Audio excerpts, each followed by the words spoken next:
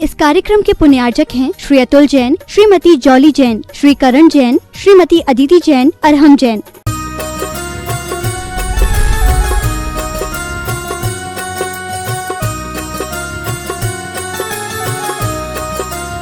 बोलिए विश्व वंदनीय देवादिदेव प्रथम तीर्थंकर खजरट श्री आदिनाथ भगवान की जय जय जय।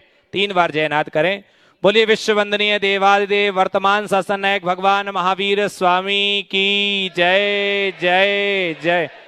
बोलिए परम पूज्य श्रमण संस्कृति के नायक ब्रह्मांड के देवता आचार्य भगवंत गुरुवर श्री 108 विद्या सागर जी महामुनिराज की जय जय जय। बोलिए परम पूज्य गुणायतन प्रणेता संघ का समाधान करता भावना योग प्रवर्तक प्रखर वक्ता पूज्य मुनिष्ठ 108 प्रमाण सागर जी महामुनिराज की जय जय जय। समस्त मुनि संघ की जय जय। गुरु भक्तों के गुरु भक्ति की बनेगी एक कहानी, गुरु प्रमाण की कल बुढ़ार में होगी मंगल अगवानी, होगी मंगल अगवानी। बंधुओं, जैसा कि आपको विदित है, परम पूज्य मुनिवर श्री प्रमाण सागर जी महाराज का मंगल विहार निरंतर बड़े बाबा की वरदानी छांव तले कुंडलपुर की ओर हो रहा है। इसी कड़ी में आज का जो शंका समाधान का सत्र है अमलाई से हो रहा है और कल पूज्य गुरुदेव की मंगल आगवानी बुढ़ार की धर्म नगरी में होगी, जहां पर पहले से ही पूर्व में पूज्य मुनिश्री निर्वेक सागर जी, शीतल सागर जी और पूज्य क्षुल्लक श्री निजानंद सागर जी महामुनिराज पूज्य गुरुदेव की मंगल आगवानी करेंगे और पूरे भक्त जो है इस मंगल आगवानी के हम सभी साक्षी बनेंगे। बंधुओं, आइएगा, शंका समाधान का ये सत्र आज प्रारंभ हो, उसके पूर्व टीवी चैनल के सामने जो लोग बैठे हुए हैं, साथ ही जो उपस्थित हुए हैं, सभी लोगों को पूज्य गुरुदेव का मंगल आशीष प्राप्त हो, इस हेतु आप सभी लोग दोनों हाथों को जोड़ें, पूज्य गुरुदेव के चरणों में नमोस्तु निवेदित करते हुए आज के सत्र को प्रारंभ करेंगे। हे गुरुवर नमोस्तु नमोस्तु नमोस्तु। आइए बंधु, आज के शंका समाधान के सत्र को प्रारंभ करूं, उसके पूर्व हम एक ऐसे दंपत्ति को बुलाना चाहेंगे जो पूज्य गुरुदेव के अनन्य भक्त हैं, न्यूयॉर्क से पूज्य गुरुदेव के चरणों में आए हैं और ऐसा श्रावक, ऐसी श्राविका जिनको पूज्य गुरुदेव की पिक्षिका प्राप्त करने का भी सौभाग्य प्राप्त हुआ है, श्री नितिन जी सैफाली जी अजमेरा, श्रोमणी संरक्षक गुणायतन और उनके सुपुत्र गौरव जी अजमेरा न्यूयॉर्क से। एक बार मैं जोरदार करतल ध्वनि से अभिनंदन करता हूं, आएंगे। और उनके सम्मान के लिए मैं बुलाना चाहूंगा मनीष जी नन्दिता जी, गुणायतन ट्रस्टी बुढ़ार से हमारे बीच में हैं। ऐसे श्रावक सृष्टि का सम्मान करें। हाँ, मनीष जी, मोनिका, हाँ आ जाएंगे और एक बार जोरदार करतल ध्वनि से अभिनंदन कीजिएगा। श्रोमणी संरक्षक भी हैं और साथ ही साथ पूज्य गुरुदेव के अनन्य भक्त, साथ में शरद जी सरावगी जो निरंतर विहार में संघपति के रूप में चल रहे हैं और गुणायतन के ट्रस्टी भी हैं। आइएगा, बहुत जोरदार करतल ध्वनि से अभिनंदन कीजिएगा। पुण्य की अनुमोदना करें। बंधुओं, देखिएगा, हम देश में रह करके अपने व्रतों को पालें, लेकिन विदेश में रह करके भी जैनत्व के गौरव को बढ़ाने वाले ऐसे युगल दंपति और साथ ही हमारे उनके पुत्र गौरव जी आज निरंतर पूज्य गुरुदेव के मंगल विहार में भी चल करके इन्होंने अपने पुण्य का वर्धन किया है। इनके पुण्य की बहुत बहुत अनुमोदना करते हैं। आइएगा बंधुओं, शंका समाधान का सत्र आज प्रारंभ करते हैं। तो सर्वप्रथम पहले ही प्रश्न के लिए मैं नितिन जी सैफाली जी, गौरव जी अजमेरा, श्रोमणी संरक्षक गुणायतन न्यूयॉर्क से हैं, वो प्रथम प्रश्न पूज्य गुरुदेव के चरणों में रख करके आज के शंका समाधान के सत्र को प्रारंभ करेंगे। नमोस्तु महाराज श्री, नमोस्तु नमोस्तु नमोस्तु। सभी क्षुल्लक जी को इच्छामि। महाराज श्री, मेरा प्रश्न कुछ व्यवस्था को बदलने का है। तो कुछ 4 साल पहले हम लोगों ने अमेरिका में स्वीडन की बनी हुई एक चक्की मंगवाई थी जिसमें आटा पिसता है, और उसकी किताब जो स्वीडन में लिखी है उसमें पहली 3 लाइन में लिखा है कि जो कोई भी धान है पिसा हुआ, अगर वो 3 दिन से ज़्यादा पिसा हुआ है तो उसके अंदर कोई भी न्यूट्रिशन नहीं है, वो सिर्फ एक मिट्टी की तरह खाने जैसा है, उसका कोई न्यूट्रिशन नहीं है। हमारे शास्त्रों में, हमारे खान पीन के शैली में आटे की मर्यादा 3 दिन ही बताई कि 3 दिन के अंदर वो उठ जाना चाहिए। समय की वजह से हम लोगों ने बदलकर आज थैलियों का आटा लाने लगे। इन थैलियों से हम वापस से उस छोटी सी 10 बाय 10 की इंच की चक्की को हमारे घर में कैसे लाएं और हमारे खान पीनों को कैसे बदलें, क्योंकि आज भारत आकर मेरे को लग रहा है कई बार कि मर्यादा का खाना नहीं मिल रहा है। और मेरी और शिफाली की अब आदत हो गई है कि हम लोग एक कटोरी आटा पीसने में 5 मिनट भी नहीं लगता उस मशीन में। तो हम कैसे बदलें कि वापस हम उस परिस्थिति में जैन घरों में तो जैन तरीके से भोजन मिल सके। बहुत सुंदर। सबसे पहले तो मैं चाहूँगा एक बार इस पूरे परिवार का जोरदार करतल ध्वनि से अभिनंदन करूँ। मैं अभिनंदन इसलिए नहीं करा रहा हूँ कि ये लोग अमेरिका से आए या गुरायतन के शिरोमणि संरक्षक हैं। मैं केवल इसलिए कह रहा हूँ कि ये लोग भले अमेरिका में बसे हैं पर इनके हृदय में पूरा जैनित्व भरा हुआ है। ये आचार विचार और व्यवहार से शुद्ध जैन श्रावक हैं। आपने सुन लिया कि ये मर्यादा का भोजन पसंद करते हैं, इससे ही आप इनकी चर्या और क्रिया का अनुमान लगा सकते हैं। आपने बहुत ही अच्छा सवाल किया है। आपने स्वीडन से अगर आटा चक्की मंगाई और उसमें लिखा कि 3 दिन के बाद आटा आटा नहीं है, वो मिट्टी है, तो लोगों में एक बात जानी चाहिए और हमें प्रमाद रहित होकर भोजन करना चाहिए और शुद्ध भोजन करना चाहिए। आज जो तरह तरह की बीमारियां आ रही है, इसकी मूल वजह ये है। फिर आजकल तो अब घरों में आटा पीसने का तो चलन ही ख़त्म होता दिख रहा है। अब तो पिसा पिसाया आटा लोग खरीद रहे हैं। क्या आशीर्वाद ब्रांड और क्या क्या है ना। हाँ, ये सब, इसमें एक बात ध्यान रखने की है कि सब में प्रिजर्वेटिव डाला जाता है और जिन खाद्य पदार्थों में प्रिजर्वेटिव डाला गया है वो तो जहरीला हो गया, वो बेहद नुकसानदेह है, भांति भांति की बीमारियां। और एक बात और कहने की है कि बाजार का जो आटा होता है सबसे घटिया गेहूं का होता है। आप लोग तो सब बुंदेलखंड से संबद्ध लोग हो। मैंने बुंदेलखंड में देखा है, वहाँ मील क्वालिटी गेहूं सबसे हल्का गेहूं होता है और सबसे कम दाम का गेहूं होता है। उसको लोग बोलते हैं मील क्वालिटी गेहूं, टाइटल ही उसका। हाँ, पूरे बुंदेलखंड जहाँ भी है। तो ये घटिया चीज़ क्यों खाइए, बढ़िया खाइए। एक जागरूकता होनी चाहिए, जैन जीवन शैली को अपनाने का उत्साह होना चाहिए। आज थोड़ा प्रमाद अगर हम छोड़ दें तो न केवल हम जैन आचार का पालन करेंगे अपितु अपने शरीर को भी दीर्घ काल तक स्वस्थ रख सकेंगे। इसलिए खान पान पर पूर्ण संयम रखना चाहिए। आपका ये प्रस्ताव बहुत अच्छा है। घर घर में चक्की रख सकते हैं, बहुत छोटी सी चक्की होती है और वो आपके लिए ज़्यादा उपयोगी है, ज़्यादा शुद्ध चीज़ उपलब्ध कराएगी। हाँ, सफाली आइएगा। सफाली तीनों का है। हाँ, नमोस्तु महाराज श्री, नमोस्तु नमोस्तु नमोस्तु। सभी क्षुल्लक महाराज श्री के चरणों में इच्छामि इच्छामि इच्छामि। महाराज श्री, आटे की चक्की तो है ही सही, उसके अलावा वहाँ पे कॉफ़ी ग्राइंडर की भी मशीन आती है। कॉफ़ी ग्राइंडर आता है, उसमें मसाले भी बहुत आसानी से पिस जाते हैं और थोड़ी थोड़ी सी क्वांटिटी में। छोटी छोटी फैमिलीज़ होती हैं तो बहुत लोग वहाँ पे ये कर रहे हैं, तो ये बहुत अच्छी बात है। तो यहाँ पर भी बहुत आराम से किया जा सकता है। और मेरा प्रश्न ये है महाराज श्री कि जैसे एनआरआई हमारी, जैसे एनआरआई प्रामाणिक पाठशाला हुई, अपनी भारत की प्रामाणिक पाठशाला हुई, तो इनमें जो बच्चे बहुत इंटरेस्ट से हर चीज़ करते हैं, मतलब पाठशाला तो अटेंड करते ही हैं, उसके अलावा सारी एक्टिविटीज़ करते हैं, हमारे जितने भी स्पेशल प्रोग्राम्स होते हैं उसमें पार्टिसिपेट करते हैं बढ़ चढ़ कर, तो इन बच्चों का भविष्य आपको कैसा नज़र आता है महाराज श्री?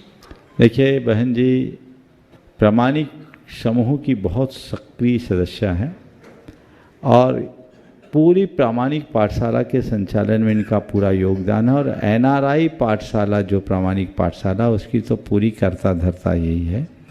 और आप सबको सुन के आश्चर्य होगा कि वहाँ 3 वर्ष से लेकर 80 साल तक के लोग पाठशाला में भाग लेते हैं और ऑनलाइन, और बहुत जागरूकता के साथ, बहुत तत्परता के साथ। ये संस्कार की जो ज्योत आप लोगों ने जलाई है, मैं मानता हूँ कि भारत से बाहर वो जैन धर्म को जीवंत करेंगे। और आपने पूछा इन बच्चों का भविष्य क्या होगा, मैं उन्हें अच्छे श्रावक के रूप में देख रहा हूँ। वो दुनिया में जहाँ भी रहेंगे उनके अंदर श्रावकपना होगा। और हमें एक बात बहुत अच्छे से अपने हृदय में बिठा लेनी चाहिए कि पाठशाला के बिना हम संस्कारों को आगे नहीं बढ़ा सकते, और संस्कारों के अभाव में अपनी संस्कृति को नहीं बढ़ा सकते। हमें आज की टेक्नोलॉजी के साथ पाठशाला को आगे बढ़ाना चाहिए और संस्कारों को गढ़ने का प्रयत्न करना चाहिए। गौरव। हाँ महर्षि, नमोस्तु नमोस्तु नमोस्तु। महर्षि, मैंने देखा है कि दूसरे रिलीजन के जब मंदिर बन रहे नए, तो वो उसमें टूरिज़्म का बहुत सोच रहे हैं और वहाँ कुछ बनाते जैसे कि ताकि दूसरे लोग जो आ रहे हो वो देख पाए और कुछ सीख पाए। तो मेरा प्रश्न ये है कि जो नए जैन मंदिर बन रहे हैं उसमें हमको ऐसा क्या बनाना चाहिए ताकि जो बाहर के लोग आए और वो देखें, वो उससे कुछ सीख पाए जैनिज़्म के बारे में। बहुत सुंदर, बिल्कुल ठीक है। मंदिर एक धर्म स्थल तो है ही, पर अन्यों के आकर्षण का केंद्र भी बनना चाहिए, जो आपने कहा कि टूरिज्म के दृष्टि से बहुत अच्छा है। हालांकि धार्मिक स्थल में टूरिज्म को ज़्यादा प्रोत्साहित करने में वहाँ की पवित्रता खंडित होती है, लेकिन फिर भी हमें धर्म स्थलों को इस तरह से विकसित करना चाहिए कि वहाँ आने वाले लोगों को जैन धर्म के बारे में कुछ जानकारी मिल सके, वे जैन धर्म के मर्म को जान सके। अभी आप लोगों ने खजुराहों के दर्शन किए। खजुराहों में जो भी कलाकृतियाँ बनी हैं वो इसी उद्देश्य से बनी हैं, और वो हमारा एक पुराना मॉडल है कि हमारा मंदिर जन आकर्षण का भी केंद्र बने और लोग वहाँ आकर जैन धर्म के सार को समझ सके। सम्मेत शिखर जी में जो गुणायतन बन रहा है उसके पीछे यही भावना है। और अब प्राय जितने भी मंदिर बन रहे हैं वो एक धर्मस्थल तो है ही, कला स्थापत्य के बहुत बड़े केंद्र हैं। अभी आप लोग यहाँ से अमरकंटक जाने वाले हो, अमरकंटक का मंदिर भी आप देखोगे तो लगेगा कि ये मंदिर केवल मंदिर ही नहीं है बल्कि सबके आकर्षण का केंद्र है। हमें इसको बढ़ावा देना चाहिए और वहाँ कुछ इस तरह के लिटरेचर्स वगैरह भी उपलब्ध होने चाहिए जिससे लोग जैन धर्म की आधारभूत बातों को जान सकें। बहुत बहुत आइएगा, चलते हैं और अगले प्रश्न के लिए मैं निवेदन करूंगा डॉक्टर शालिनी जैन, और उसके बाद तैयार रहेंगी श्री किरण जैन रायपुर छत्तीसगढ़ से। डॉक्टर शालिनी जैन और तैयार रहें श्री किरण जैन रायपुर छत्तीसगढ़। नमोस्तु नमोस्तु नमोस्तु महाराज जी। छुल्लक जी को इच्छामी इच्छामी इच्छामी। महाराज श्री, मैं बेहोशी की डॉक्टर हूँ और मेरे हस्बैंड हड्डी के डॉक्टर हैं। हमारा हॉस्पिटल है बुढ़ार में, तो प्रतिदिन हमारे हॉस्पिटल में 2 से 3 ऑपरेशन होते हैं। तो ऑपरेशन के पूर्व में भक्तांबर पाठ स्टार्ट कर देती क्योंकि थोड़ा बहुत टेंशन तो हमेशा ही रहता है। तो क्या ऐसा करना उचित है? क्योंकि ऑपरेशन थिएटर में कई तरह की अशुद्धि भी रहती हैं, जैसे ब्लड, पस या यूरिन या स्टूल भी रहता है, तो क्या ऐसा करना उचित है? भगवान का नाम तो लिया ही जा सकता है, अब भगवान का नाम नहीं लेंगे बिना दुआ के दवा काम कैसे कर सकती? हाँ, कोई बाधा नहीं है, कर सकते। नमस्ते नमस्ते। श्री किरण जैन रायपुर छत्तीसगढ़ से, और उसके बाद तैयार रहेंगे प्रोफेसर SK जैन, श्रीमती रजनी जैन बुढ़ार से। नमस्ते महाराज जी। इच्छामी महाराज जी। महाराज जी, बचपन, 55 और 60पन नून, लकड़ी और गैस में निकल गया। चित्त स्थिर रहता नहीं, मन में उथल पुथल रहती है, यहाँ तक कि धार्मिक कार्य में भी मन अस्थिर हो जाता है। क्या करूं कि अंतिम समय में डगमगाती नाव को संभाल सकूं? बचपन, 55, 60पन निकल गया तो आप 70पन आने के पहले 70पन को जान लो।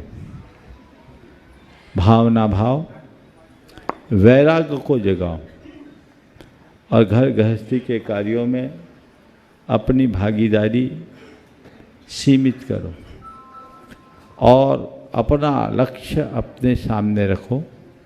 संलेखना की मूल भावना को रखते हुए अपनी चर्या और क्रिया को तदनुरूप ढालने का प्रयास करें, रास्ता तभी प्रशस्त हो। नमस्ते महाराज जी। अगले प्रश्न के लिए प्रोफेसर SK जैन, श्रीमती रजनी जैन बुढ़ार से, और उसके बाद तैयार रहेंगे पंकज जैन जतेहरी, स्वप्निल सुनीता जैन जतेहरी। नमोस्तु भगवान, नमोस्तु भगवान, नमोस्तु भगवान। और क्षुल्लक महाराज जी को इच्छामी इच्छामी इच्छामी। सबसे बड़ी खुशी की बात तो ये है कि महाराज जी के दर्शन ही सबसे बड़ा जिज्ञासा समाधान है, सबसे बड़ा लाभ है। ठीक आगे ये कि डेली हम लोग प्रतिक्रमण करते हैं लेकिन गलतियां भी करते हैं, तो उनको हम कैसे मतलब पुण्य लाभ कैसे मिलेगा? रोज घर में बुहारी लगाते हैं, लगाते हैं कि नहीं? लोग रोज गर्दा भी आता है, धूल आता है, धूल आती कि नहीं आती? आती है। तो रोज धूल आती है तो बुहारी लगाना बंद करोगे क्या? बोलो। अरे बुहारी लगाएंगे फिर धूल आ जाएगी, क्या फायदा बुहारी लगाने से? ऐसा करते हैं क्या? नहीं, बुहारी लगाना मेरा काम है, धूल से बचना भी मेरा काम है, लेकिन फिर भी धूल आएगी तो भी मुझे बुहारी लगाना है, क्योंकि अभी बुहारी लगाएंगे तो माथ हल्की सी धूल होगी, अगर बुहारी नहीं लगाएंगे तो मैल की परत जम जाएगी। इसलिए प्रतिक्रमण करते रहने से अपनी भूल का एहसास होता है, गलतियों का आभास होता है, और जिन्हें अपने भूल का एहसास हो, जिन्हें गलतियों का आभास हो, वही अपनी गलतियों को सुधार सकते हैं। इसलिए प्रतिक्रमण करते रहिए, लेकिन मुंह का प्रतिक्रमण नहीं, हृदय का प्रतिक्रमण। पंकज जैन, सुनीता जैन जतेहरी, और उसके बाद तैयार रहेंगे संगम जैन कोतमा से। परम पूज गुड़ायतन तीर्थ प्रणेता मुनि प्रमाण सागर महाराज के चरणों में बारंबार नमस्कार, नमोस्तु। मुनि संघ के चरणों में बारंबार नमोस्तु। महाराज जी, मेरा प्रश्न यह है कि इस समय जो IAS IPS की जो कोचिंग चल रही हैं, उसमें कई जो नए शिक्षक हैं वो अपने धर्म के लिए भगवान महावीर से ही उसकी शुरुआत बताते हैं, और जो हमारी श्रवण परंपरा है उसको भगवान महावीर और गौतम बुद्ध से समतुल्य बताते हैं। एक YouTube में एक रील आई थी, उसमें विकास दिव्य कीर्ति जी ने कहा था कि जैन परंपरा इतना अहिंसावादी है, इतना अहिंसावादी है कि जो बड़ा विरोधाभास है। उन्होंने उसको तुलना की कि अमानवीय है। उनका उदाहरण इस तरीके का था कि ये जो इन्होंने कृषि इसीलिए छोड़ी क्योंकि उसमें हिंसा होती है, और उनका ये तर्क था कि हिंसा अगर दूसरा व्यक्ति कोई कृषि कर रहा है, फसल और फलों की खेती कर रहा है, तो अगर वो हिंसा का भागीदार वो है तो खाने वाला भी उतना ही भागीदार है। और उन्होंने आखिरी में तर्क इस तरीके से दिया कि ये तो उस तरीके का हुआ कि कोई कसाई किसी जानवर को मार रहा है, लेकिन खाने वाला तो ये समझ रहा है कि मैं निर्दोष हूँ। तो महाराज जी, ये कितना तार्किक है? देखिए, आपके दो सवाल हैं। सबसे पहला सवाल जैन धर्म के प्रवर्तक का, भगवान महावीर को जैन धर्म का प्रवर्तक कहना भारतीय इतिहास को न जान पाने का उदाहरण।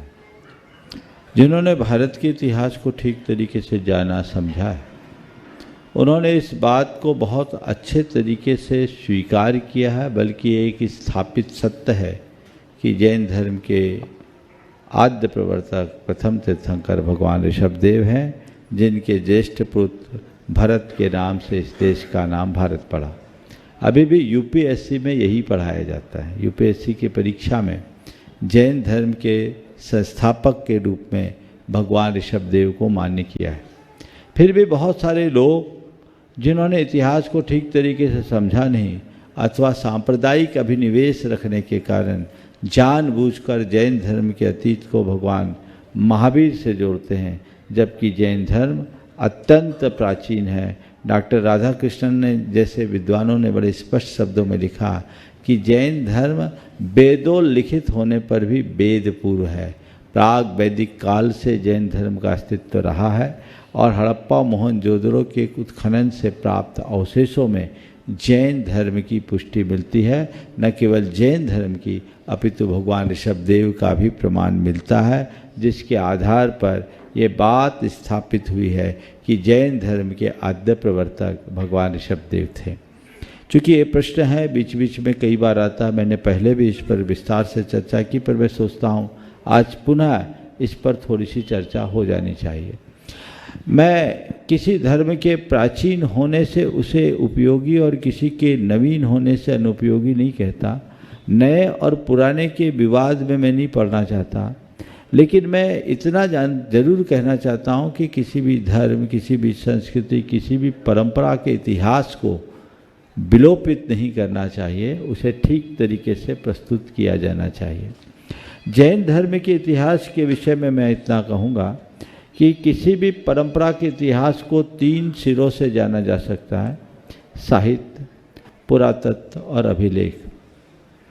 साहित्यिक दृष्टि से जब हम विचार करें तो भारत में उपलब्ध साहित्य में सबसे प्राचीन साहित्य ऋग्वेद माना जाता है। ऋग्वेद के अनेक ऋचाओं में भगवान ऋषभदेव का उल्लेख है, उनका स्तुतिपरक उत्कीर्तन किया गया है। डॉक्टर गोकुल प्रसाद जैन के कथनानुसार ऋग्वेद के 141 ऋचाओं में भगवान ऋषभदेव का स्तुतिपरक वर्णन है। तो भगवान ऋषभदेव का ऋग्वेद में और अन्य वेदों में उल्लेख होना भगवान ऋषभदेव की प्राचीनता का द्योतक है। इसके अलावा अथर्ववेद, यजुर्वेद आदि में भी भगवान ऋषभदेव और अन्य कुछ तीर्थंकरों का उल्लेख है। और अन्य अनेक पुराणों में वराह पुराण, कुरु पुराण, मार्कंडेय पुराण, विष्णु पुराण और स्वयं भागवत में भगवान ऋषभदेव का उल्लेख होना हमारे भगवान ऋषभदेव की प्राचीनता को प्रकट करता है। बौद्ध साहित्य में भी भगवान ऋषभदेव का उल्लेख मिलता है। तो साहित्यिक दृष्टि से हम भगवान ऋषभदेव की प्राचीनता और उन्हें जैन धर्म के प्रवर्तक के रूप में कभी नकार नहीं सकते। दूसरा है पुरातत्व, जिसकी भी मैंने चर्चा की। हड़प्पा और मोहनजोदड़ो के उत्खनन से प्राप्त अवशेष। मोहनजोदड़ो जो पाकिस्तान के लड़काना डिस्ट्रिक्ट में 1910-11 के बीच उसकी खुदाई हुई। मोहनजोदड़ो का अर्थ है मुर्दों का टीला। उस स्थान के उत्खनन से अवशेष प्राप्त हुए। अनेक उसमें मुद्राएं प्राप्त हुई। उसमें FGH 449 नाम का जो फलक है, उस फलक में भगवान ऋषभदेव की कायोत्सर्ग मुद्रा, उनका चिन्ह, बैल स्पष्ट रूप से अंकित है। उस समय भारतीय पुरातत्व विभाग के तात्कालिक निदेशक मिस्टर राम प्रसाद चंद्रा, उन्होंने अपने शोध में सिंध 5000 से गो इसमें इस बात को स्पष्ट रूप से लिखित किया है कि ये भगवान ऋषभदेव का ही ये मुद्रा भगवान ऋषभदेव की है। इसी प्रकार हड़प्पा से एक नग्न मानव धड़ मिला, जिनके दोनों हाथ नहीं, दोनों पैर नहीं और सिर नहीं, बाकी बीच का शरीर है और उसमें उनका दिगंबरत्व रूप पूरी तरह दिखता है। इसके ऊपर डॉक्टर TN रामचंद्रन, जो उस समय के अपने काल के पुरातत्व विभाग के डायरेक्टर जनरल थे, उनका एक शोध ग्रंथ है हड़प्पा एंड जैनिज्म। उसमें उन्होंने इस बात को स्पष्ट रूप से उल्लिखित किया कि ये भगवान ऋषभदेव की मूर्ति है। और ऐसी की ऐसी मूर्ति पटना के पास लोहानीपुर से ईसा पूर्व 2री शताब्दी में प्राप्त हुई। तो इस आधार पर यह स्पष्ट किया गया कि भगवान ऋषभदेव की पूजा अर्चा बहुत प्राचीन काल से होती थी और जैन धर्म के प्रवर्तक भगवान ऋषभदेव। बहुत लोगों ने इसमें लिखा, आपको इसके विषय में विशेष जानना है तो हमारी एक कृति है जैन धर्म और दर्शन, आप उससे इसका पूरा, उसमें एक अध्याय है जैन धर्म के इतिहास के विषय में, आप उसमें सब प्रमाण विस्तार से वर्णन देख सकते हैं। इसी प्रकार अभिलेखीय साक्ष्य की जहाँ तक बात आती है तो अभिलेखीय साक्ष्य में उड़ीसा में खंडगिरी उदयगिरी कुमारी पर्वत पर एक 84 पंक्ति का शिलालेख है, जो उस समय राजा एल खारवेल ने लिखाया था। राजा एल खारवेल ने ये जो शिलालेख लिखा ईसा पूर्व 2री शताब्दी का शिलालेख है। उसकी शुरुआत नमो अरहंतानम नमो सब्ब सिद्धानम से है। उस शिलालेख में ऐसा बताया गया कि कलिंग में कलिंग जिन के नाम से भगवान ऋषभदेव की एक अत्यंत प्राचीन प्रतिमा थी। उस प्रतिमा को कलिंग लोग कलिंग जिन के नाम से पूछते थे। और उस समय नंद वंश का राजा नौमा नंद था, वो कलिंग पर जब चढ़ाई किया तो ऋषभदेव की प्रतिमा को वहाँ से लेकर मगध में लेके स्थापित कर दिया। नंदवंशी राजा भी जैन थे। तो मगध में जब स्थापित किया और कलिंग में ऐसा कोई प्रतापी राजा नहीं है जो उन प्रतिमा को वापस ले सके। लगभग 200 वर्षों बाद कलिंग में एक एल खारवेल नाम का महाप्रतापी सम्राट हुआ, जिसे चक्रवर्ती की उपमा दी गई। उसे जब मालूम पड़ा कि हमारी धरोहर को मागधों ने हर लिया है, तो वो सैन्य आक्रमण किया मगध पर, और उस समय मगध की राजधानी उज्जैनी से हटकर पाटलिपुत्र आ गई थी। और पाटलिपुत्र का राजा उस समय पुष्यमित्र था। उसने पुष्यमित्र पर चढ़ाई की और चढ़ाई करके वापस से उस मूर्ति को अब उत्सव पूर्वक ले गए और वहाँ पर ले जाकर उसने एक बहुत बड़ा उत्सव किया, जिसमें 200 योजन के मुनियों को आमंत्रित किया। उसका पूरा उल्लेख उसमें है। और इसलिए ये अभिलेखीय साक्ष्य इस बात का प्रमाण प्रस्तुत करते हैं कि भगवान महावीर के काल में भी भगवान ऋषभदेव की पूजा अर्चा होती। इसी के आधार पर इंडियन फिलॉसफी में डॉक्टर राधाकृष्णन ने ये बात लिखी कि जैन धर्म वेदों लिखित होने पर भी वेदपूर्व है। तो ये स्पष्ट प्रमाण है जो साफ शब्दों में कहते हैं कि भगवान ऋषभदेव जैन धर्म के स्थापक थे और एक ऐसे महापुरुष थे जिन्हें जैनियों के साथ वैदिकों ने भी बहुत सम्मान के साथ स्मरण किया है। तो ये जैन धर्म के इतिहास की बात है। दूसरी बात, आपने जिस वक्ता की बात की और आपने जो बात कही कि अहिंसा के संदर्भ में जो टिप्पणी है, मैं समझता हूँ जैन धर्म के मूल ग्रंथों को न पढ़ पाने का ये परिणाम है। सबसे पहली बात तो ये है कि जैन धर्म में जैन लोग कृषि नहीं करते, कृषि छोड़ दिया, ये उनका भ्रम है। उन्होंने जैनियों को देखा ही नहीं। आप तो मध्य प्रदेश के निवासी हो, मध्य प्रदेश में सारे बुंदेलखंड में देख लो, सारे जैनी खेती का बड़ा बड़ा काम करते हैं कि नहीं? दक्षिण भारत में महाराष्ट्र और कर्नाटक में जैनी बहुत संख्या में कृषि कर्म करते, खेती करते हैं। और किसने कहा कि जैन लोग कृषि को हिंसा का कार्य मान करके कृषि नहीं करते? जैनियों का तो नारा है, ऋषि बनो या कृषि करो। भगवान ऋषभदेव ने असी मसी कृषि विद्या वाणिज्य और सिर्फ इन 6 कर्मों का उपदेश किया। काश वो इन बातों को जानते होते तो ऐसी टिप्पणी नहीं करते। मुझे नहीं मालूम उनने कब कहा, मैं वो क्लिप जरूर सुनना चाहूँगा और उनको मेरी एक क्लिप पहुँचा देना कि भाई आप थोड़े तथ्यात्मक तरीके से समझिए, अहिंसा की मूलभूत अवधारणा को जानिए। जैन धर्म में जो अहिंसा की अवधारणा बताते हुए हिंसा के 4 भेद बताए, संकल्पी हिंसा, आरंभी हिंसा, उद्योगी हिंसा और विरोधी हिंसा। इसमें से एक गृहस्थ अनुवृत्ति होता है, वो अहिंसा का केवल संकल्पी हिंसा का त्याग करता, आरंभी, उद्योगी और विरोधी हिंसा का उसका त्याग नहीं है। एक जैन व्रती श्रावक भी कृषि का कार्य कर सकता और करता है, जो शक्य है उसका अनुष्ठान किया जाता है। और जैनी की अहिंसा का मतलब ये नहीं है कि वह केवल हाथ पर हाथ धर करके बैठे। उन्हें चाहिए कि अहिंसा की व्यापकता को समझे, अहिंसा के दर्शन को समझे, अहिंसा के महाव्रत और अनुव्रत के स्तर को समझे, तब कोई टिप्पणी करे। इस तरह की टिप्पणियाँ करना लोगों को भ्रमित करने जैसा है। और किसी भी स्थापित विद्वान को, जिनका अनेक लोग अनुकरण करते हैं, उन्हें बिना अध्ययन के कोई बात कहना अच्छी बात नहीं है। उन्हें जैन धर्म के मूलभूत ग्रंथों को पढ़ना चाहिए और थोड़ा जैनों से संपर्क करना चाहिए। हजारों जैनी कृषि का कर्म करते हैं और अनेक जैन भाई आज भी सेना में अपनी सेवाएं दे रहे हैं। जैनों ने बड़े बड़े युद्ध भी लड़े हैं। जैनों की अहिंसा को ठीक तरीके से समझने की ज़रूरत है। जब तक ऐसा नहीं समझेंगे और इस तरह की टिप्पणियाँ होगी, वो अच्छी बात नहीं कही जा सकती। आइएगा अगले प्रश्न के लिए संगम जैन कोतमा से, और उसके बाद तैयार रहेंगे ओजस जैन अमलाई मोदी परिवार। गुरुवर के चरणों में त्रैवार नमोस्तु, चुल्लक महाराज के चरणों में क्षामी। गुरुदेव, मेरा प्रश्न है, सच्चे मुनि भक्त बनने के लिए अपने अंदर क्या योग्यता होनी चाहिए? सच्चे मुनि भक्त बनने के लिए अपने अंदर क्या योग्यता? बस मुनि भक्त बनना चाहिए, विभक्त नहीं होना चाहिए। पहली योग्यता क्या बोला? भक्त बनो, विभक्त मत हो, बटो मत। और मुनियों के भक्त बने हो तो मुनियों के आदर्शों का अनुकरण करो। अपना आचरण और व्यवहार ऐसा रखो कि लोग देख कर कह दे कि ये मुनि भक्त है। तुम्हें कहने की ज़रूरत नहीं। मुझे तब थोड़ा सा अटपटा सा लगता है कि मुनि भक्त लोग मुनि भक्ति तो करते हैं, पर जिस मुंह से जयकार बोलते हैं उसी मुंह में गुटखा भरे रहते हैं। और मुनि भक्तों को सोचना चाहिए मैं क्या कर रहा हूँ। तुम मुनि भक्त हो तो क्या कर रहे हो। ध्यान रखना, तुम अगर गुरु को पसंद करते हो तो उसे ही पसंद करो जिसे गुरु पसंद करते हैं।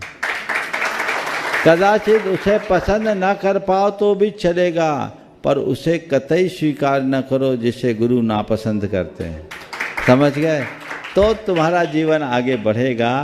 आगे बढ़ो, अपने आचरण को कसो, पवित्रता लाओ, जिसे देखकर लोग तुमसे गर्व करें, तुम पर गर्व करें।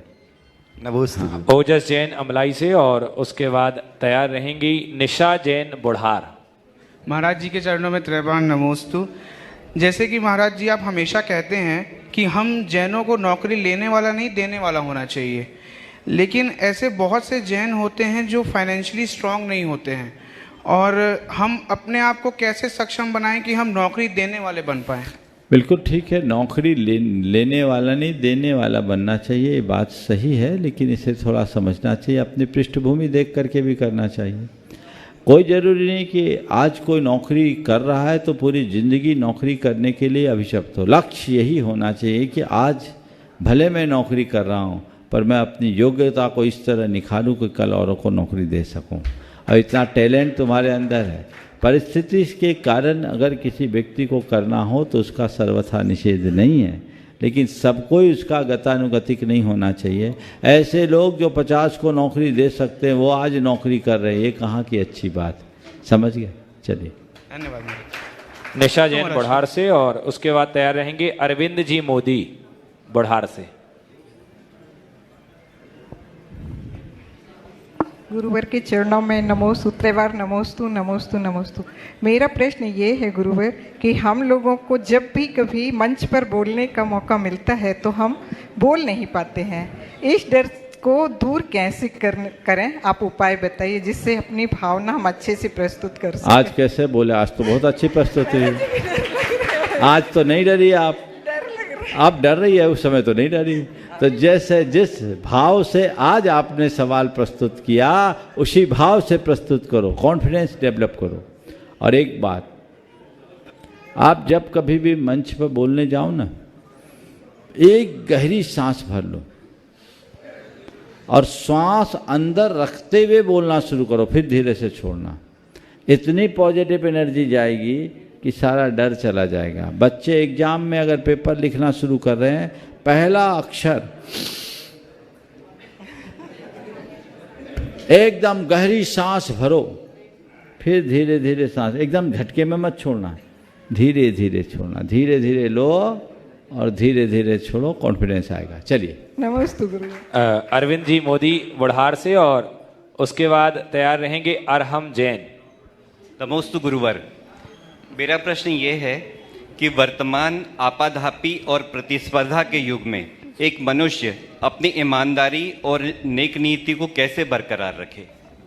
देखिए, आपाधापी और प्रतिस्पर्धा के युग में भी ईमानदारी और नेक नीति को बरकरार की रखा जा सकता है यदि मनुष्य की निष्ठा ठीक हो और इच्छाएं सीमित हो। अगर मनुष्य की निष्ठा कमज़ोर होगी तो ईमानदारी केवल बातें होगी, और इच्छाएं असीमित होगी तो ईमानदारी में टिक नहीं पाएगा। हम इन दोनों बातों को अपनाएंगे।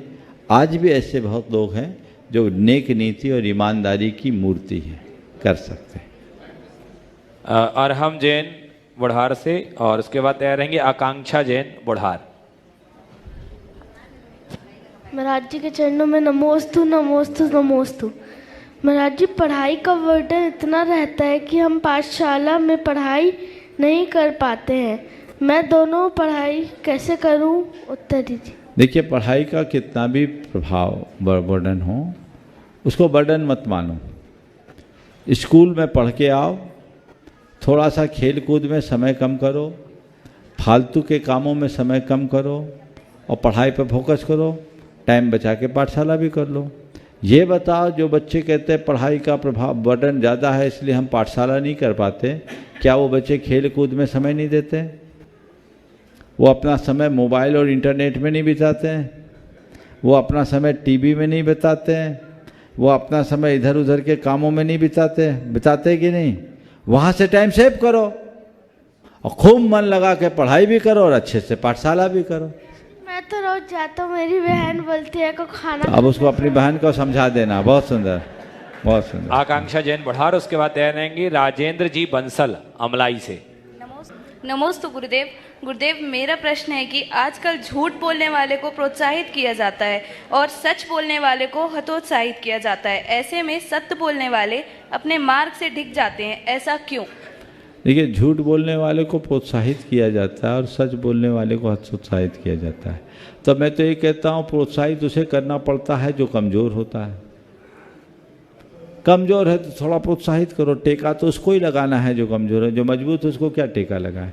इसलिए झूठ को अगर प्रोत्साहन मिले तो उसको लेकर आश्चर्य नहीं करना चाहिए, क्योंकि उसको प्रोत्साहन की ज़रूरत है।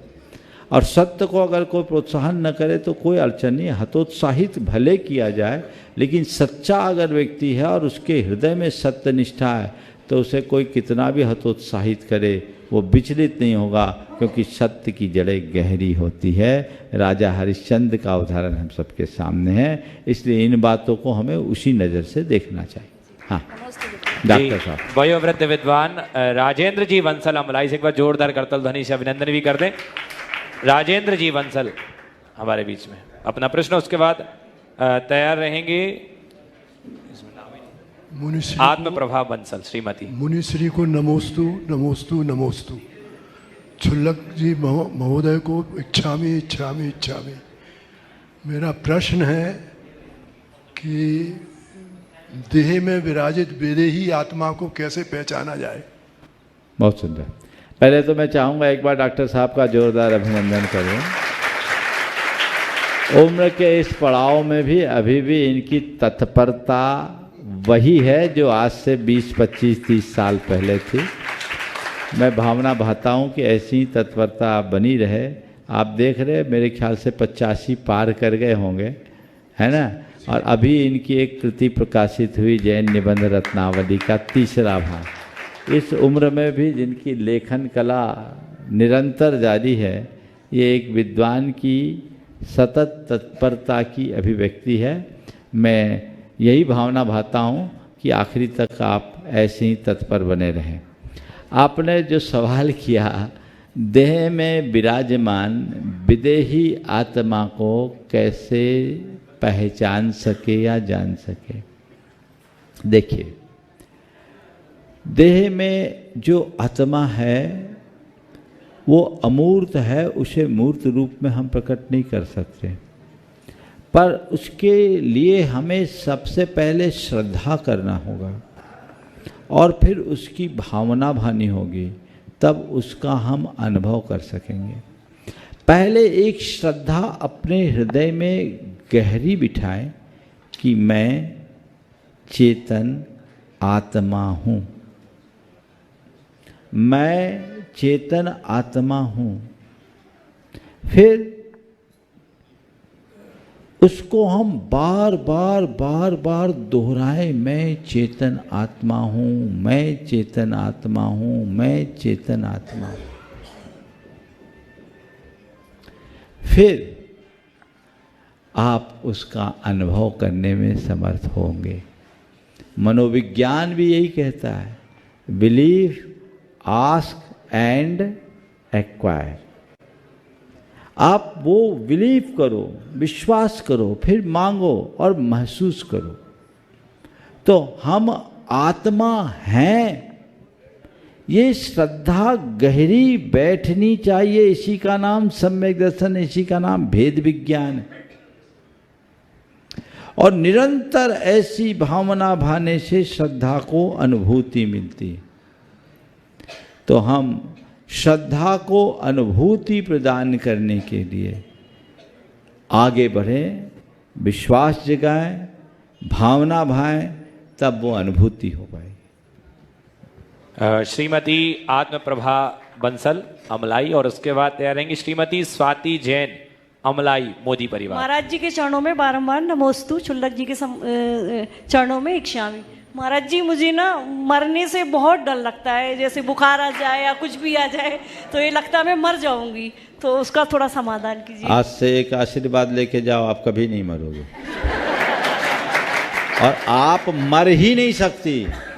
कौन मरता है? शरीर। जब मेरा जन्म ही नहीं हुआ तो मैं मरूंगी कैसे? तो भ्रम हटाओ, मरेगा कोई और, मैं नहीं मरूंगी, फिर डर कैसा? न मे मृत्यु कुतो भीति न मे व्याधि कुतो व्यथा, ना हम बालो न वृद्धो हम न युवे तानी पुद्गले। ये सत्य है ना? तो जो पढ़ा सुना है उसको आत्मसात कर लो। डर खत्म, अब मैं नहीं मरूंगी। बोलो, मैं नहीं मरूंगी। अब मैं ही मरूंगी, मैं अमर हूँ। महाराज जी समझती हूँ फिर भी नहीं, ये भावना भाव, मैं अमर हूँ जी, अमरो हम, अजरो हम, अविनाशी हम। समझ गए? बार बार दोहराओ, डर दूर हो जाए। जी नमस्ते महाराज। चलिए, श्रीमती स्वाति जैन अमलाई से हैं तो उनका प्रश्न ले रहे हैं। हालांकि ये प्रश्न परसों पूछा है, चलिए पूछ लीजिए श्रीमती स्वाति जैन। और उसके बाद के चरणों में नमोस्तु नमोस्तु नमोस्तु। सभी क्षुल्लक महाराज श्री के चरणों में इच्छामी इच्छामी इच्छामी। महाराज श्री, हम सभी की जिज्ञासा ये है कि छोटी समाज को अपने भावों की विशुद्धि किस प्रकार और कैसे बढ़ानी चाहिए कि हमें भी गुरुओं को सानिध्य और समागम मिलता रहे, जिससे कि हम अपने बच्चों को भी वो संस्कार दे पाएँ। देखो, ये बात तो बिल्कुल सही, सबको ये भावना भानी चाहिए कि हमको गुरुओं का समागम मिले, पर इतने गुरु भी नहीं है कि सब गांव में समागम मिले। पहला काम तो ये करो कि सब अपने बच्चों को ऐसे संस्कारित करो कि वो दीक्षा ले, ताकि गुरुओं के समागम मिले। पर मुझे मालूम है ये शायद उतना प्रैक्टिकल नहीं होगा, पर एक प्रैक्टिकल मैं बता देता हूँ। गांव के लोग चाहते हैं मेरे गांव में गुरु आए, बहुत उत्तम है, पर कदाचित गुरु ना आ पाए तो गुरु के चरण में तो आप जा सकते हो।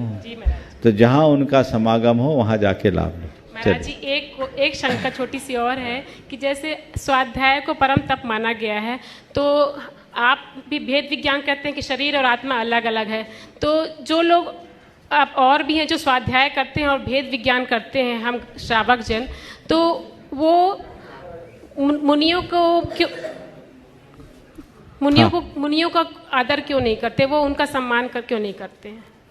जो लोग स्वाध्याय करते हैं मुनियों का सम्मान क्यों नहीं करते? जो सही स्वाध्याय करते हैं वो मुनियों का जरूर सम्मान करेंगे, और जो केवल किताब पढ़ते हैं वो क्या करेंगे? वो अहंकार पालेंगे। नमस्ते। आइए अगले प्रश्न के लिए कृति जैन, पिताश्री अरविंद जी राजा, गुणायतन सेवायतन मंत्री, गुणायतन ट्रस्टी, परिवार सहित पूज्यवर के चरणों में आए हैं जबलपुर से। पहुंचाओ। और उसके बाद तैयार रहेंगे हमारे विहार के संयोजक और पूरे साथीगण, अपना प्रश्न पूज्यवर के चरणों में रखेंगे, पहुंचेंगे शीघ्रता से। बिहार वाले पहले कर लें, पीछे माइक पहुंचाओ। शरद जी सरावगी, गोल्डी भैया और अक्षय, तापस जी, विक्की भैया अंबिकापुर और जीतू भाई कोलकाता, सभी लोग। हाँ, इसके बाद। हाँ। अच्छा, आप वहीं से कर रहे क्या? चलो बोलिए, आप बोलिए। हाँ। गुरुवर के चरणों में नमोस्तु नमोस्तु नमोस्तु। सभी महाराजियों के चरणों में इक्षामी इक्षामी इक्षामी। गुरुवर, अभी प्रश्न तो है नहीं, खुशी बहुत है, बहुत दिन से हम आने की उसमें थे, पर कुछ ना कुछ कहीं ना कहीं कुछ कमी थी हमारी भक्ति में जो हम आ नहीं पा रहे थे। आपका बिहार जब से शुरू हुआ था तब से हम लोग का चल रहा था कि आना है आना है आना है। अब जाके मिला है तो प्रश्न नहीं है, बस शब्द में बयान। बहुत सुंदर आशीर्वाद। चलो इधर बोलो। बहुत बढ़िया। गुरु जी नमोस्तु। हाँ, हम लोग काफ़ी समय से आपका बहुत ही सुंदर दर्शन से आपके आशीर्वाद से बिहार करा रहे हैं, और एक बात स्मरण कराना चाहता हूँ, इस बिहार की जो हम लोग की मन में अनुभूति भरी थी, मनोज जी कनोज जो हमारे बीच नहीं है, परंतु उनकी पत्नी ने आपको नमोस्तु नमोस्तु कहा है। गुरु जी, आज कार में आते समय जब आपके बिहार में हम लोग बात कर रहे थे तो एक बात हो गई, एक ने बोला श्याबासी, एक ने बोला श्याबासी देंगे, एक ने बोला आशीर्वाद देंगे। तो मेरा प्रश्न ये है, आशीर्वाद और श्याबासी में क्या अंतर है? अच्छा सवाल है। देखो, आशीर्वाद और शाबाशी, अगर दोनों शब्दों को देखें तो दोनों शब्दों में जमीन आसमान का अंतर है। आशीर्वाद संस्कृत का शब्द है आशीर यानी कल्याण सूचक वचन को आशीर्वाद कहते हैं, जो तुम्हारे जीवन के उत्थान का आधार बने, जो तुम्हारे जीवन की उन्नति और प्रगति का आधार बने, वो आशीर्वाद है। शाबाशी मेरे ख्याल से उर्दू शब्द है। शाबाशी देना अर्थात किसी के कार्य की सराहना करना। तुमने कोई अच्छा कार्य किया, तुम्हें सराहना मिली, हो सकता है शाबाशी से तुम्हारे मन में अहंकार भी पले, पर आशीर्वाद से अहंकार पलेगा नहीं, मिटेगा। इसलिए बोलो क्या चाहते हो, शाबाशी की आशीर्वाद? आशीर्वाद गुरुजी, आशीर्वाद गुरुजी। मैंने पहले ही बोल दिया था कि हम आशीर्वाद क्या कांची है। बोले परम पूज्य मुनि श्री प्रमाण सागर जी महाराज की। हाँ, एक सवाल एक और है निखिल का, बोलो। हाँ महाराज श्री, कभी कभी हम अपने बहुत करीबी लोगों की भावनाओं को समझ नहीं पाते। आँख के एकदम पास रखकर किताब को पढ़ना बड़ा कठिन होता है। महाराज जी, मेरा कहना यह है, खुशी देने वाले अपने नहीं होते, लेकिन दर्द देने वाले हमेशा अपने ही क्यों होते हैं? बहुत सुंदर। खुशी देने वाले अपने नहीं होते, पर दर्द देने वाले अपने ही क्यों होते? एक बात बोलूं, हम प्रभावित भी अपनों से ही होते हैं, गैरों से कहाँ होते हैं। तो जिससे हम प्रभावित होंगे ही नहीं, वो हमें दर्द कैसे देगा?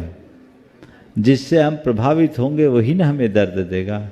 तो वही दर्द भी देगा और वही दर्द मिटाने में सहायक भी बनेगा। इसलिए इसे एक स्वाभाविक प्रक्रिया मानो और मान के चलो कि मेरे जो अपने हैं वो मुझे दर्द भी देंगे और मेरे दर्द को हरने में निमित्त भी बनेंगे। हमारा प्रयास हो कि हम किसी के लिए दर्द का कारण न बने और कोई हमें दर्द दे, हम उसको भी हम दर्द बना लें। शमदा मोदी बुढ़ार से अगले प्रश्न के लिए, और उसके पूर्व पूज्य गुरुदेव श्री सुनील जी राय बरेली से पूज्यवर आपके चरणों में नमोस्तु निवेद करते हुए आपके आशीर्वाद से वहां पर आगामी अष्टानिका में सिद्ध चक्र महामंडल विधान आपके आशीर्वाद से होगा। पूछ रहे हैं कि गुरुदेव, क्या सिद्ध चक्र महामंडल विधान अष्टानिका में कराने से ही विशेष फल प्राप्त होता है, या फिर सिद्ध चक्र विधान कभी भी करा सकते हैं, और कैसे कराना चाहिए? देखिए, पहले तो मैं सुनील जी के परिवार को आशीर्वाद देता हूँ। बहुत दिनों से उनकी भावना थी और ये सिद्ध चक्र विधान हो रहा है और अच्छा है। उसमें जाने का सौभाग्य भी विकर्ष शास्त्री को मिल रहा है। बहुत ही कठिनाई से उनको ये मौका मिला है और वो संस्कृत का सिद्ध चक्र विधान संपन्न करने जा रहे हैं। मैं पूरे परिवार उस विधान में सहभागिता देने वाले सबको आशीर्वाद देता हूँ कि उनका ये विधान सानंद संपन्न हो। जहाँ तक सवाल है, अष्टानिका में ही सिद्ध चक्र विधान करते हैं या अन्य तिथियों में भी? सिद्ध चक्र विधान 8 दिन का विधान है। इसे अष्टानिका में ही करने का कोई नियम नहीं, पर जब भी करो तो 8 दिन में ही करो। आजकल कुछ लोग शॉर्टकट अपनाने लगे, 5 दिन 4 दिन, कुछ लोग तो एक ही दिन में 8वें दिन का कर लेते, भगवान जाने क्या। वो पूजा हो गई, 8 दिवसीय अनुष्ठान है, अष्टानिकी पूजा, यानी 8 दिवसीय पूजा है। 8, 16, 32, 64, 128, 256, 512, 1024, इसी क्रम से अर्घावली चढ़ाना चाहिए, तब सिद्ध चक्र का सच्चा लाभ है। जो लोग उसको शॉर्ट करते हैं वे अपने अनुष्ठान को एक प्रकार से खंडित कर देते हैं। अगर तुम्हारे पास समय कम है, दूसरा विधान कर लो ना। सिद्ध चक्र करना है तो उसको उसी रीति से करो, कभी भी कर सकते हैं। जहाँ तक अष्टानिका का सवाल है, अष्टानिका सबसे मंगल का माना जाता है। आप लोग बोलते हैं सरब पर्व में बड़ो 28 पर्व है, तो सब पर्वों में 28 पर्वों को बड़ा पर्व माना जाता है। तो ये महापर्व है, तो इसमें द्रव्य छेद काल भाव की विशेष शुद्धि हो जाती है, इसलिए अष्टानिका में विशेष होता है। लेकिन कोई जरूरी नहीं कि आप अष्टानिका में ही करें, पर जब भी करें उसको अष्टानिका जैसा बना दे, 8 दिन का करें। हाँ क्षमता मोदी बुढ़ार से, और उसके बाद तैयार रहेंगी आयुषी सरावगी सुपुत्री शरद जी सरावगी कटनी से। नमोस्तु गुरुदेव, नमोस्तु गुरुदेव, नमोस्तु गुरुदेव। ऐसा कहा जाता है गुरुदेव कि समय से पहले और भाग्य से ज़्यादा किसी को कुछ नहीं मिलता। मेरा प्रश्न यह है गुरुदेव कि उस सही समय का पता हमें कैसे पता चलेगा और हम धैर्य कैसे धारण करें उस समय का इंतजार करते हुए। उस समय का पता कैसे चलेगा, तो अगर मुझसे पूछो तो मैं कहूँगा जब भाग आएगा तभी चलेगा। तो ये सवाल तो बड़ा उलट जाएगा। मैं तो ये कहता हूँ हमें एक विश्वास रखना चाहिए कि संसार में जो है जैसा है सब महज संयोग है। अच्छा है तो भी, बुरा है तो भी, संयोग संयोग के अधीन है, मेरे अधीन नहीं। मैं अच्छे को भी अच्छा मानूं और कदाचित बुरा आए तो उसे भी अच्छा मान करके समभाव रखूं, तो हमारे हृदय में न अधीरता होगी न आकुलता। लोग चाहते हैं कि चीज़ें मेरे अनुकूल वर्ते, पर न भूतो न भविष्यति। चीज़ें हमारे अनुकूल हो ऐसा हो नहीं सकता।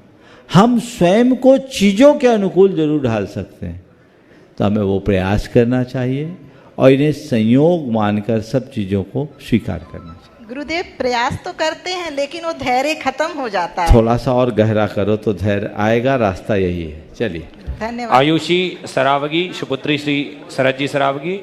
नमोस्तु और महाराज उसके जी, बाद इच्छामी महाराज जी। महाराज जी मेरा प्रश्न ये है कि हम अपने जीवन काल में अपने छोटों से भी सीखते हैं, बड़ों से भी सीखते हैं और अपने साथियों से भी सीखते हैं, तो हर समय यह सीखने की भावना कैसे रखें, और अगर कोई कार्य हमें थोड़ा सा भी आता हो तो उससे उत्पन्न होने वाला अहंकार से कैसे बचें। बहुत अच्छा सवाल। सीखने की वृत्ति कैसे बनाए और उपलब्धियों में अहंकार से कैसे बचे, बहुत अच्छा सवाल। देखिए जिज्ञासु वृत्ति होनी चाहिए। मैं तो आज भी छोटे से बच्चे से भी कुछ सीखता हूँ। कोई अच्छी बात अगर कोई बोलता है तो मैं उसे नोटिस करता हूँ, नोट करूँ या ना करूँ दिमाग में फीड जरूर कर लेता हूँ। तो हमें गुणग्राही दृष्टि रखनी चाहिए और हर व्यक्ति को ये अपने अंदर एक बात बिठा लेनी चाहिए कि संसार में कोई पूरा नहीं है, सब अधूरा है। हम आप सब अधूरे अधूरे हैं, पूरा कोई नहीं है। तो हमें अभी बहुत अवसर है, हमें सीखना है। भगवान को छोड़कर संसार में सब अधूरे हैं, तो हमें अगर कोई कुछ बता रहा है, कर रहा है, तो हमें उसमें किसी भी प्रकार का संकोच नहीं रखना चाहिए, उसके अनुरूप सीखना चाहिए।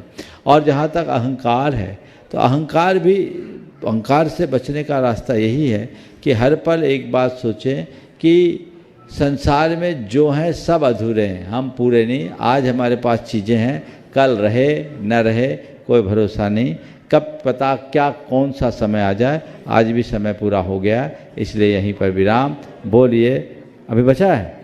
अच्छा, तो इशारा में दूसरा इंजीनियर तो इनका पूरा कर लें दो सवाल। तो अहंकार से बचे तो हमेशा अपने आप को मान के चलो कि मेरे पास जो उपलब्धियाँ वो मेरी नहीं हैं और ये अंतिम नहीं है, मेरे से भी बड़े बड़े और लोग हैं। जब हम अपने से ऊपर वाले को देखेंगे तो अहंकार से बचेंगे, और अपने से नीचे वाले को देखेंगे तो दीनता से बचेंगे। हम अहंकार और दीनता दोनों से बचकर अपने जीवन को अच्छा बना सकेंगे। समय हो गया, यहीं पर विराम। बोलिए परम पूज्य आचार्य गुरुवर श्री विद्यासागर जी महाराज की जय।